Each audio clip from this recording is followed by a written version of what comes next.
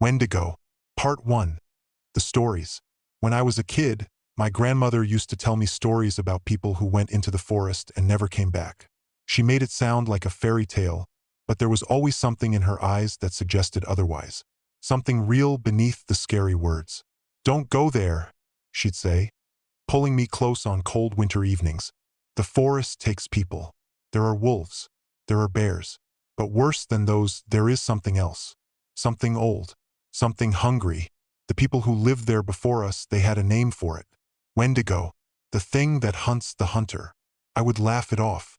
Kids laugh at everything their grandparents say. I thought it was just a way to keep me from wandering off into the woods. I thought it was nothing but folklore, the kind of stories that lose their meaning once you grow up and understand the world better. But the disappearances were real. Between 1960 and now, over 130 people vanished from the mountain forests of Colorado, Montana, and Wyoming. The authorities blamed wildlife. They blamed exposure. They blamed people being careless, not paying attention to weather warnings or hiking alone. The official reports were neat and tidy. They made sense. They offered closure. But the local Native American tribes said something different. The elders spoke of something ancient, something that predated modern record-keeping. They spoke of a hunger that never died, of a curse placed on certain lands centuries ago, of a creature that couldn't be killed because it wasn't truly alive in any conventional sense. Most people dismissed these stories. Most people didn't believe. I didn't believe either. Not until I was 25 years old and decided to test my luck against the mountains. Part 2. The hike. My name is Christine. I've been traveling since I was old enough to drive. My job allows me flexibility, and I use every spare moment to chase trails, summits, and vistas that most people only see in photographs. There's something about being alone in nature that makes you feel completely alive. It strips away everything unnecessary. It shows you who you really are. For the past 5 years, I've been hiking solo. I started with short day trips around California. Then I graduated to longer treks in Oregon and Washington. By the time I turned 25, I'd covered most of the major trails in the Pacific Northwest. I was fit, experienced, and confident. Maybe too confident.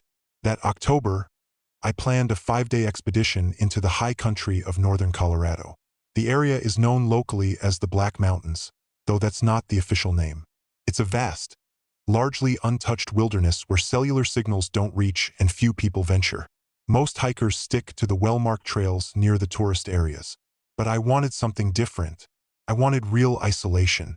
I wanted to feel like I'd stepped outside of civilization entirely. I researched the route for 3 weeks. I mapped every step. I checked the weather forecast obsessively. October can be unpredictable in the high mountains, but the forecast looked favorable. Mild temperatures, light snow, nothing I hadn't handled before. I packed carefully. Top-of-the-line gear, a satellite communicator, emergency supplies. I had everything a responsible hiker should have. I didn't have enough. The first day was perfect. The sky was that brilliant blue you only find at high altitude. The sun hung low and golden, turning the pine forests into something from a painting. I felt invincible. I felt like I was exactly where I was supposed to be. My boots moved smoothly over the trail. My lungs burned just enough to feel strong. The world fell away behind me. By the second day, something had changed. The weather shifted. The sky turned gray. The temperature dropped. I checked my satellite communicator. The forecast had updated. A storm system was moving in faster than predicted. But it was still just rain and light snow. I dealt with worse. By the end of the 3rd day, I knew I'd made a mistake. The snow fell like it would never stop. It came down in great sweeping curtains, erasing the world beyond 50 feet. 30 centimeters covered the ground. Then 40. Then 50. The temperature plummeted to -18 Celsius. The wind gusted through the mountain passes like something alive, like something angry. I set up camp in a small depression between massive boulders that offered some protection from the wind. I sealed myself in my tent and crawled into my sleeping bag, rating for -25. I told myself this was fine. The storm would pass. Storms always pass. I had enough food. I had water from melting snow. I just needed to wait. But that night I heard the first sound.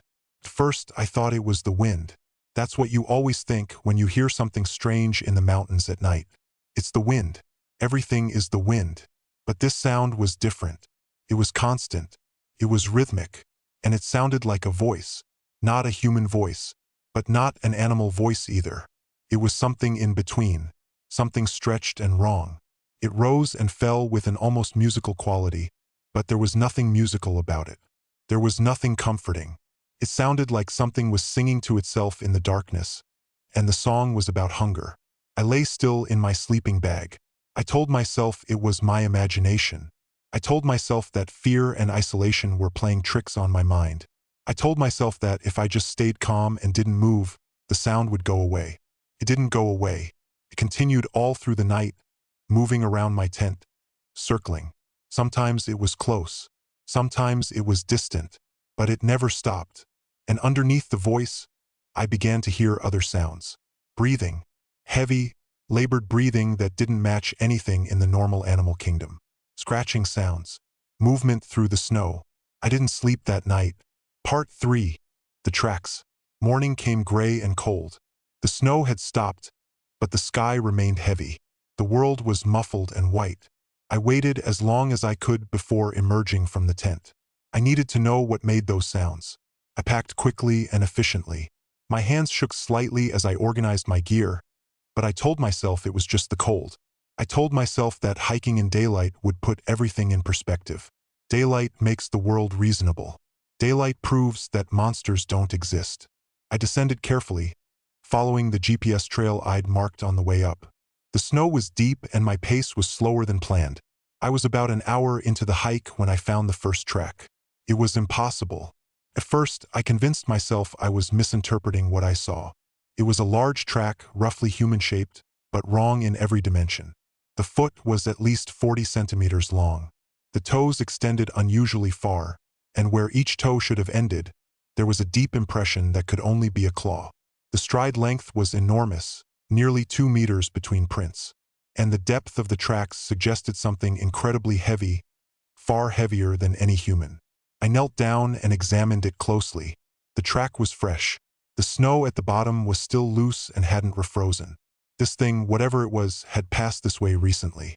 Recently enough that it might still be nearby. My heart began to race. "Bear," I said aloud. I needed to hear my own voice. I needed to anchor myself to reality. It's a bear. Just a really big bear. Maybe a grizzly that's been well-fed. That's all. But I knew I was lying. I looked up the trail and my stomach dropped. The tracks weren't scattered randomly. They formed a clear pattern. The creature had been following the same path I'd been following.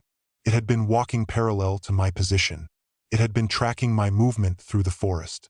I stood up and started walking faster. After about 500 meters, I found more tracks. Many more. They appeared on both sides of the trail, forming what looked like a circle. The creature, or creatures, my panicked mind briefly considered, had surrounded my camp the night before. They had been outside my tent. Just the thin nylon layer of fabric had separated us. I didn't think. I didn't plan. I ran. Part 4. The voices. I ran for what felt like hours, though it was probably only 30 minutes. My lungs burned. My legs felt like they were filled with lead. The deep snow caught at my feet with every step. My backpack bounced painfully against my spine. But I didn't stop. Nothing in my body would allow me to stop. Eventually, exhaustion forced me to halt. I collapsed behind a large boulder and tried to control my breathing. My whole body shook from exertion and fear. My mouth tasted like copper and blood. I must have bitten my tongue at some point. I sat there for maybe 5 minutes, gasping, trying to think clearly. Something wasn't right. This was real. Whatever had made those tracks, whatever had circled my tent, it was real. But what was it? A bear didn't make tracks like that. A wolf pack didn't leave that kind of trail. Then I heard the voices. They came from multiple directions, echoing through the forest in a way that made it impossible to determine distance or origin. They weren't quite human, but they weren't animal either. They sounded like voices that had been dragged across gravel and then stretched too thin. They contained words that almost made sense, but not quite. They contained sounds that human vocal cords shouldn't be able to produce. "Hungry," one voice called out. "Flesh," another replied. "Food, food, food, food." A third voice chanted, faster and faster until it became a continuous hiss. I clamped my hand over my mouth. I could feel my heart pounding so hard I thought it might break through my ribs. This wasn't possible. This couldn't be happening. But it was. This was real. It was actually happening. I looked around desperately, trying to figure out what to do. The voices continued to call to each other. They sounded like they were circling, like they were moving into position, like they were hunting. "Who are you?" I shouted suddenly. I don't know why I did it. It made no sense. It was the opposite of what you're supposed to do when something is hunting you. But the fear had created this strange bubble of hysteria in my brain, and the question just came out. There was a moment of absolute silence. Then all the voices spoke at once. Part 5. The creature. The sound that erupted from the forest was like nothing I've ever heard. It wasn't a roar and it wasn't a scream. It was something in between, something that seemed to contain multiple sounds layered on top of each other. It was hunger given voice. It was an ancient and terrible need made manifest in sound waves. I didn't think. I ran. Behind me, I heard the things coming. I heard branches snapping. I heard the sound of something large moving through the snow with supernatural speed. The forest seemed to come alive with movement. I caught glimpses of shadows between the trees. Not one shadow, multiple shadows. Maybe 3, maybe 5. Couldn't tell. My mind couldn't process what my eyes were seeing. The trees became thicker. The ground became rockier. I was climbing now, pushing up toward higher elevation, toward open ground where there would be nowhere for them to hide. My lungs screamed. My legs threatened to give out. But the sounds behind me kept me moving. Then the ground disappeared. I stepped into a gap where I thought solid earth existed, and suddenly I was falling. I tumbled down a steep embankment, bouncing off rocks hidden beneath the snow. Pain exploded through my body with each impact. I heard the sound of something breaking. Maybe a rib. Maybe my arm. It didn't matter. Couldn't stop. Then I fell into darkness. I crashed through something, branches maybe, or deadfall, and suddenly I was surrounded by stone instead of trees. My fall had taken me into a cave mouth. I landed hard on a rocky floor about 4 meters down from the embankment above. For a moment I lay still. My entire body screamed with pain. My breath came in gasps that echoed weirdly in the stone chamber. Somewhere in the darkness around me, water dripped. The sound was steady and measured, like a heartbeat. Above, I could still hear them. They roamed the surface, searching for me. Their voices called to each other. But they hadn't followed me into the darkness. That was something. I reached into my backpack with shaking hands and pulled out my flashlight. I pressed the button. The beam cut through the darkness, and what it revealed made my stomach turn. Part 6. The cairn. The cave was massive. My light couldn't reach the far walls or ceiling. As I swept the beam around, it illuminated surfaces covered in carvings. Ancient carvings. Symbols that predated anything I recognized. Handprints. Warnings. Depictions of figures running from something large and impossibly shaped. But those carvings weren't the worst part. The floor of the cave was carpeted with bones. Hundreds of them, maybe thousands. Human bones. I recognized the shapes. Femurs, skulls, ribs, vertebrae. Some of the bones still had flesh clinging to them. Some still had scraps of clothing attached, modern clothing. A fleece jacket, pair of hiking boots, a nylon backpack, long since decomposed but still recognizable. These were people. These were hikers. These were the disappearances that the authorities had spent decades trying to explain away. I felt bile rising in my throat. From somewhere deep inside the cave came a sound. Not a voice this time. Breathing. Long, deep, rattling breathing that echoed off the stone walls like an animal's death rattle. Something was in here with me. I spun around, my flashlight beam sweeping across the cavern. At first, I saw nothing but shadows. Then the light caught 2 points of luminescence. Eyes. They were yellow, not amber or gold, pure, sickly yellow like sulfur. They hung in the darkness about 2 meters above the floor, which meant the thing they belonged to was enormous. The eyes didn't move. They just stared at me with a hunger so profound and so ancient that I felt it like a physical weight. Then the rest of it stepped into view. I have no words for what I saw. The human brain doesn't have categories for something like this. It was bipedal and roughly human in structure, but that was where any resemblance ended. Its limbs were elongated and twisted. Its skin was pale and papery, covered in patches where it seemed to be constantly flaking off and regrowing. Its fingers extended far too long, ending in claws that curved like scythes. Its mouth was wrong. It opened impossibly wide, containing far too many teeth, all of them jagged and overlapping. When it breathed, the sound that came out was like whined through a corpse. When it exhaled, I caught the smell. Decay. Old blood. Flesh that had rotted and was somehow still walking around. Hungary. It whispered. And this time I understood. The word was still inhuman, but the meaning was suddenly horrifyingly clear. So very hungry, I screamed. Couldn't help it. The sound tore out of my throat involuntarily. The creature's head tilted. The yellow eyes narrowed. It took a step toward me, and the sound of its movement through the bones was like 1,000 skulls clattering across stone. Part 7. The Hunt. I don't remember consciously deciding to run. My body just did it. I spun around and sprinted deeper into the cave, my flashlight beam bouncing wildly. Behind me, I heard it following. The creature was fast. Impossibly fast for something so large. It moved like it was made of water instead of flesh, liquid and flowing and inevitable. The cave tunneled deeper and deeper. I had a vague awareness that I should be more careful, that running blindly into a cave system was dangerous. I could reach a dead end. I could fall again. But the thing behind me was worse than any cave could be. My light caught the opening to another tunnel. I took it without hesitating. The creature's roar echoed off the walls behind me. It was so close I could hear it breathing. I could smell it. That smell of putrefaction and stale blood filled my nostrils. I ran through passages that seemed to twist and turn at random. Sometimes the ceiling was so low I had to crouch. Sometimes the ground was so uneven I stumbled. But I didn't slow down. Couldn't. The thing behind me was the only thing in the world that mattered. The thing behind me was death. Then the air changed. It became fresher, colder in a different way. I could hear something new. Running water. Loud and aggressive and real. A few seconds later, I burst out of the cave mouth onto a rocky slope. The slope descended steeply toward a river valley below. The river itself was dark and fast-moving, fed by mountain snowmelt. It roared as it churned through the landscape, carrying snow and ice chunks downstream. I didn't hesitate. I started running down the slope toward the water. The creature emerged from the cave behind me.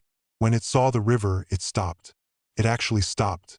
It stood at the mouth of the cave, its horrible head tilted, those yellow eyes fixed on me. It made a sound like a scream mixed with a roar, a sound of frustration and fury. But it didn't follow me to the water.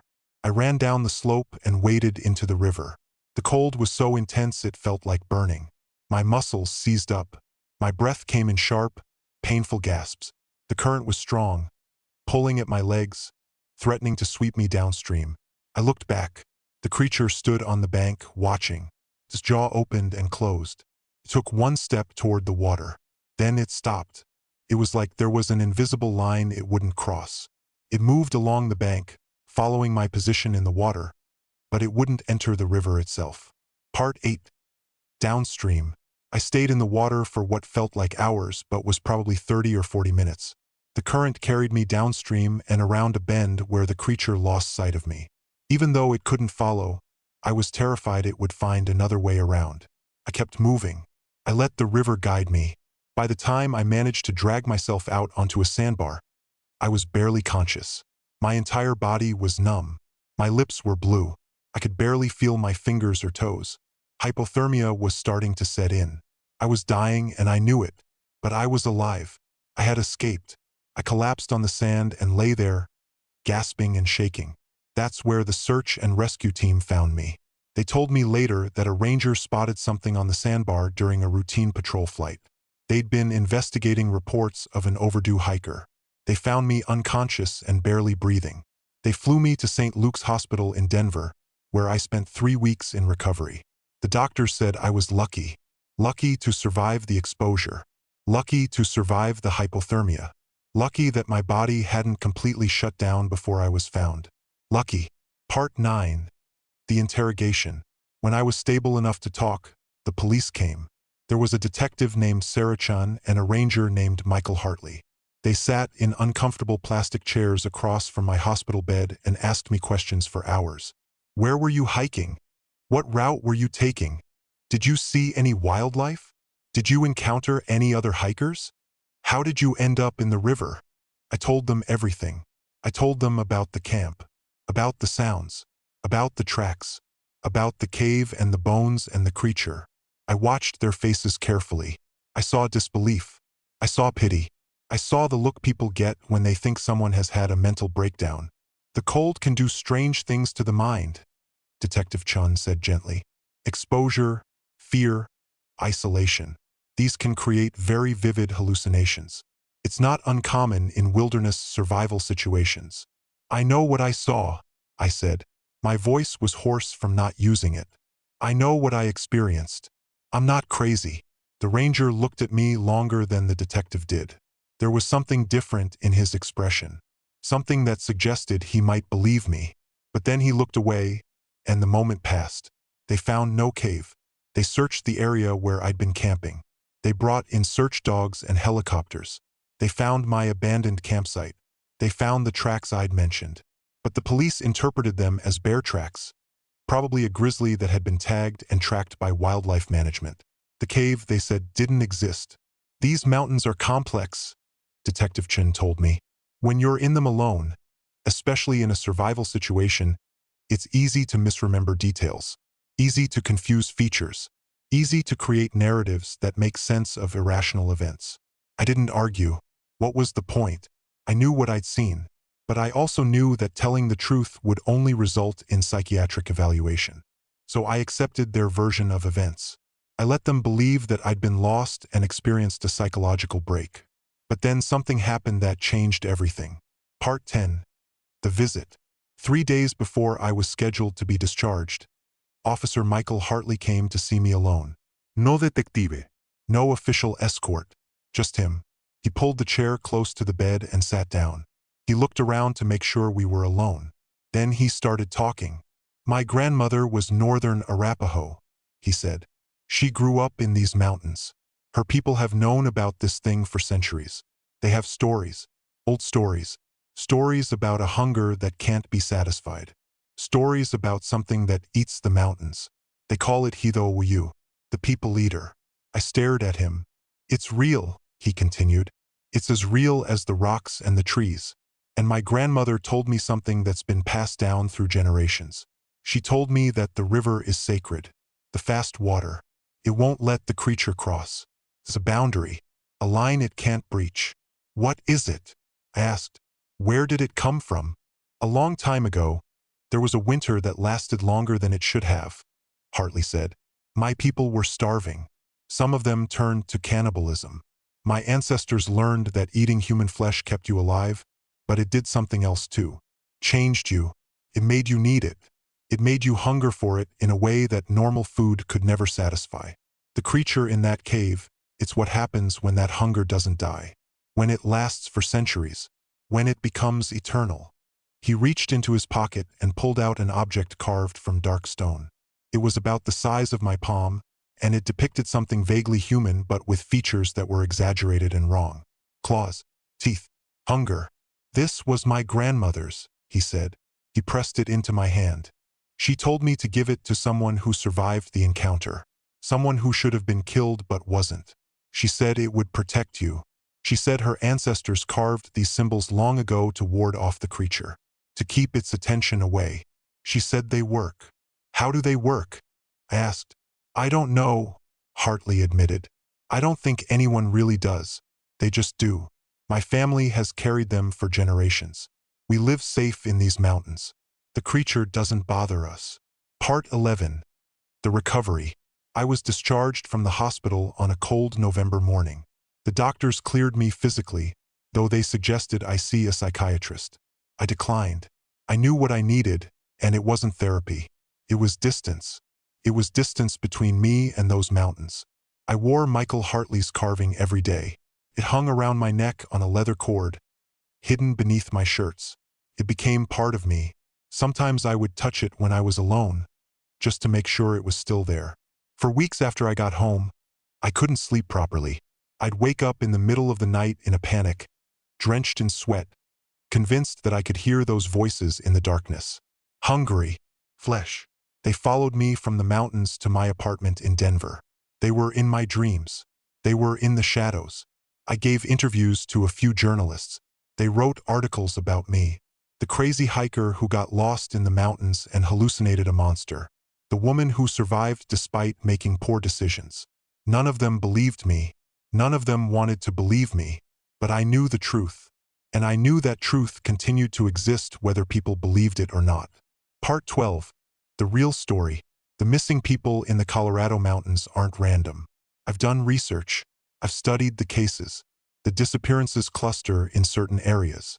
Specific valleys. Specific mountain passes. Specific high elevations. And they follow a pattern. They happen most often in October and November, when the weather turns and snow comes to the high country. When the creature needs to feed before the deep winter. Officer Hartley told me the truth before I left the hospital. He told me about the others who had encountered the thing. About the hikers who made it out alive. About the ones who didn't. He said there were maybe 5 or 6 survivors in the past 50 years. Most of them didn't talk about it. They just lived with it. They lived with the knowledge that something ancient and hungry existed in those mountains. He told me that the authorities knew. Not officially. Not in any documents. But certain high-ranking rangers and park officials knew. They knew about the disappearances and the bones in the cave systems. They knew that no amount of wildlife management or increased patrols would stop it. So they did the only thing they could do.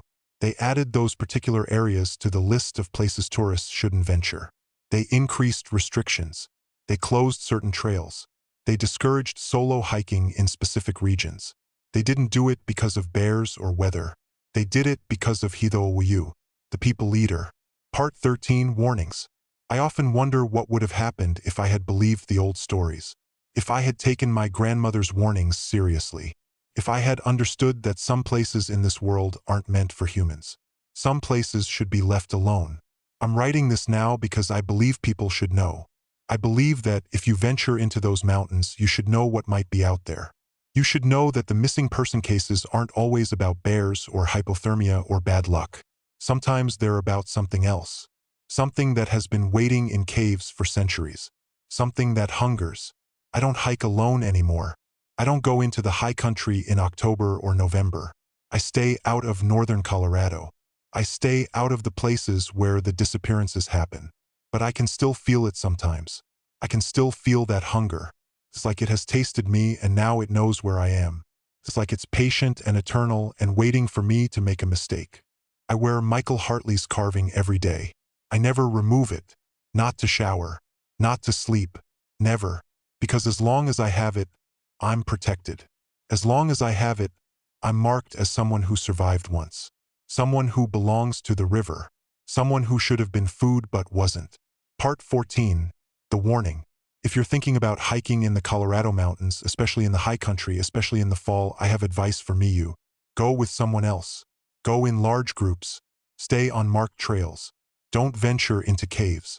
Don't wander at night. Don't ignore weather warnings.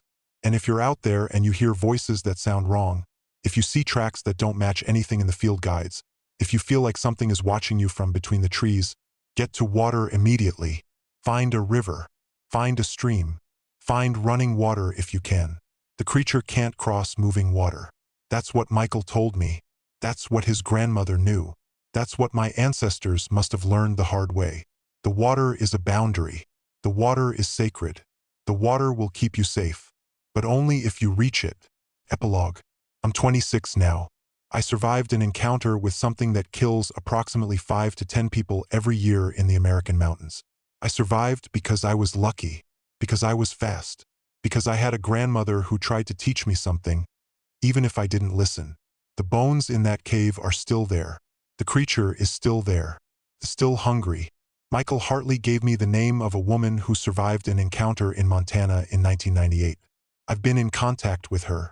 We don't talk about what happened. We don't need to. We just understand each other. We understand what it's like to know that something ancient and evil exists in the world, and that no one believes us. But we know, and that's enough. If you go into those mountains, remember my story. Remember that the old legends exist for a reason. Remember that your grandmother's warnings might be more than just scary stories designed to keep you safe. Remember that some dangers are real. Some hungers are eternal. Some things in this world are exactly as dangerous as the oldest stories say they are. And if you ever find yourself alone in a cave with yellow eyes watching you from the darkness, remember one thing: run to the water. The water remembers. The water protects. The water is the only thing between you and Hidowu, the only thing between you and the eternal hunger. Run to the water, or don't come back at all.